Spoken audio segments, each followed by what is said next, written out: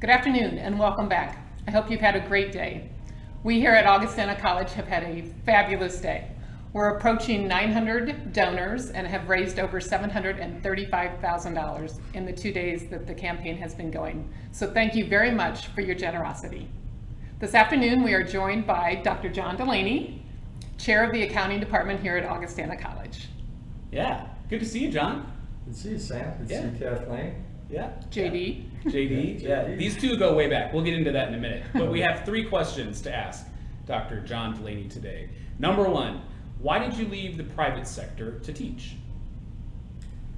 So that's a long story. Great. Well, great. Oh, wow. Settle in, everybody. Everybody settle. Kathleen told me to keep it short, so we'll see what I can do. But yeah, so I worked for a couple really good companies. Mid-American Energy Company here in the Quad Cities was my last professional job before teaching. And I was in my mid-30s, just finished up an MBA program. It was a night program, so did that while I was working. And I guess I was kind of looking for something else to do. And a good friend of mine, Marty Coe, approached me and he said, you know, you ought to think about trying to teach a class, see what you think. I had worked with Marty at Mid-American, and he transitioned into a teaching career at Western Illinois University. And so I thought, yeah, what the heck, I'll give it a shot. Can't be any worse than most of the professors I ever had, so let's see what happens. And so he connected me with the people at Blackhawk College. And they basically hired me over the telephone and said, yeah, we got a course needs to be taught. You want to teach it? Go ahead and do it. So I'm all geared up to do this class, and I get a call about the week before the class starts, and they said, hey John, sorry, but we're gonna have to cancel the class. We only got 4 students.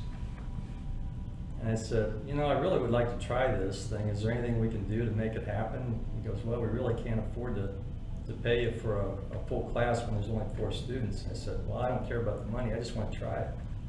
So we worked out a deal, and I took on 4 students, and I get in front of these 4, and I was up front with them. I said, hey, you know, never taught before. You're going to be my guinea pigs. I hope you don't mind.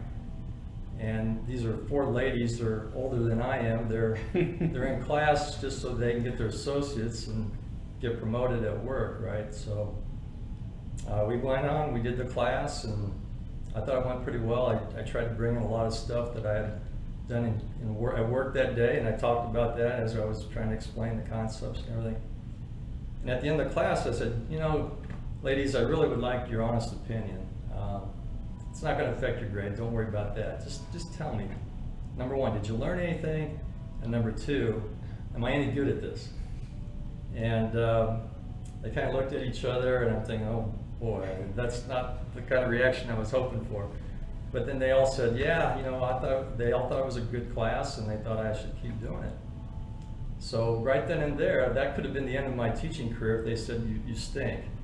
But I decided to keep going, and I asked if I could teach another class. And so I taught another class at Blackhawk, and another class after that, and another class. And then I taught over at Scott Community College, and I taught a class here because I knew some people at Augustana. And then I taught at St. Ambrose, so I did the whole circuit. And I told you it was a long story. But finally, I got to the point where I decided, no, I feel like this is a lot more fun, number 1, than I do every day, you know, my day job. And number 2, I felt like I had a purpose. And it seemed like after all those years, I finally found, you know, what I should be doing.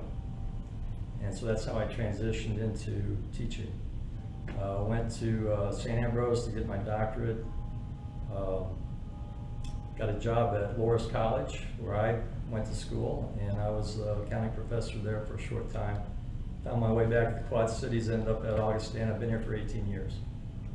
So unless they kick me out of here, I'm going to retire from Augustana College. At least that's my hope. Good. That's great. What a great story. Yeah, what a great story. And you're a beloved professor here. So. Yeah, we're glad that you got your start and you're sticking with it. Yeah. That's good. Yeah. Okay, I have a very tough question for you. Okay. So, if you could be a debit or a credit, which would you be and why? Oh, it's a good accounting one. Oh, brother. Debit or a credit? Well, you know, they both have their positives and their negatives, right? Oh my gosh. So a debit is good, right, if you're talking assets, right, guys? Now remember, Sam was one of my students, and the guy who's taking this, Kyle, he was also one of my students, so I might have to pick on him. We both went into accounting too. Yeah. Yes, we did. We Crazy. So, I'm a pretty good salesman, right? Yeah, very Right. good salesman. So debits are good if they're assets, they're not so good if we're talking expenses. Credits are good for revenue, but not good for liabilities, right? Now, guys, remember back, what's the relationship between debits and credits? What should be the relationship? It should equal. They should equal, right? So I think in the spirit of Wow, not discriminating, good job, by the way, Thank you. very good. Thank you. you got that right. So I think in the spirit of not discriminating against one or the other, we should treat them equal, don't you think? So I really don't have a preference because. Oh my gosh, what a terrible answer. I mean, fine. So wishy-washy. Okay. I could have done the politics side, you know. No, okay. Debits are on the left. Okay, credits on the John, right. remember what we Next said at the question. beginning? Next question. Final question. Okay. Thank goodness. You don't listen too well. Is what's so great about Augustana, in your opinion? What's so great about Augustana? Well, I've got one word for that really, and it's loyalty.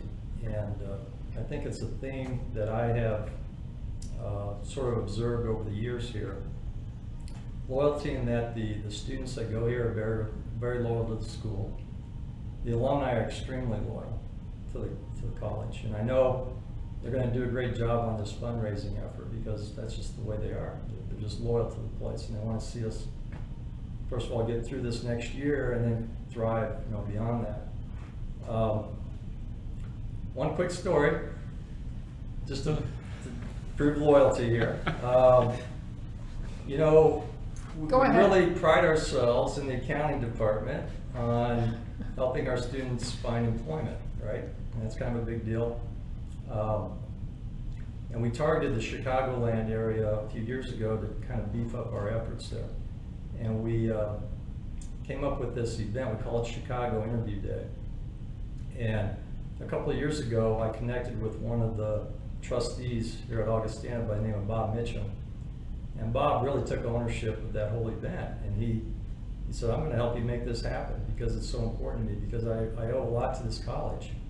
And he's loyal to the college in that way. So Bob was a former partner at a big CPA firm, Big Four CPA firm in Chicago. He worked for a couple other companies, ran some companies, ton of connections. I know a few people up in Chicago. So between the two of us, this past year, we convinced 37 accounting firms and employers, large employers in the Chicagoland area, to participate in Chicago Interview Day. And that was phenomenal. It was way beyond what we expected. We had over 200 students between Augustana and North Central College and Carthage were the main colleges that went together to co-sponsor this event. But between Bob and I, we were the ones that got most of the firms there. But what was really impressive, the day of the event, I went around the room and visited with all of the firms that were there. And most of them were being staffed by Augustana graduates. So out of those 37 firms that I talked to that day, there were 33 Augustana accounting grads at that event. And you could tell they were happy to be there. They had a lot of pride. They were happy that they were going to be able to do something to give back to the college and help the current students get jobs at their place of employment. So that's the kind of loyalty I'm talking about. And it's very impressive, and it's something I haven't seen in all the other schools I've been to or taught at. So.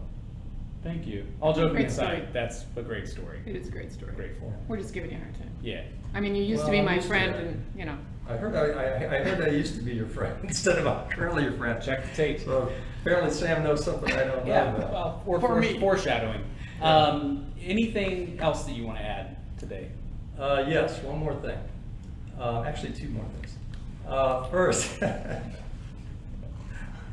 First is that I want to remind all of the viewers out there, particularly my students, that I always say in class, one thing you never do is give away free money. If you have the opportunity to get free money, get it, right? So when you go to work for your employer and they have a 401k plan, what do? You contribute up to the maximum that they're gonna match, right? So we got free money on the table here waiting for us if we can get this $1 million raised in the Gerber Challenge. So I wanna urge everybody out there that's watching to dig deep and do what you can, but we gotta get to that $1 million and then we're gonna get that free money. And the second thing is I wanted to just give you my check. So All right. I think that you have to lead by example, and for that I'm going to socially distance and put my check on the table there. So that's my contribution for the Gerber Challenge. So Thank you. Thank you, John. That's wonderful. Really appreciate that. all right. Thank you. Yeah, that's great. We It didn't is. know he was going to do that. That's pretty Complete awesome. surprise. There you go. Yeah. And I don't Thank even you. like I wanna see surprises, all my but I like former that one. students. I want to see your checks here, Yeah. soon. We'll take them. Thank you very much. Thank you You're very much. Well, with that, we are excited to bring you another day tomorrow, full of Augie Strong stars and all sorts of surprises, I'm sure, with Karen Dahlstrom in the morning at 11 a.m., our Executive Director of Admissions. She'll join us. And then in the afternoon, Gray Giovanni, outgoing men's basketball coach. Looking forward to seeing Coach G tomorrow in the Carver Center. So stay tuned at 11 and 4 tomorrow, and thanks for giving. We'll see you then. Have a great evening. Thank you.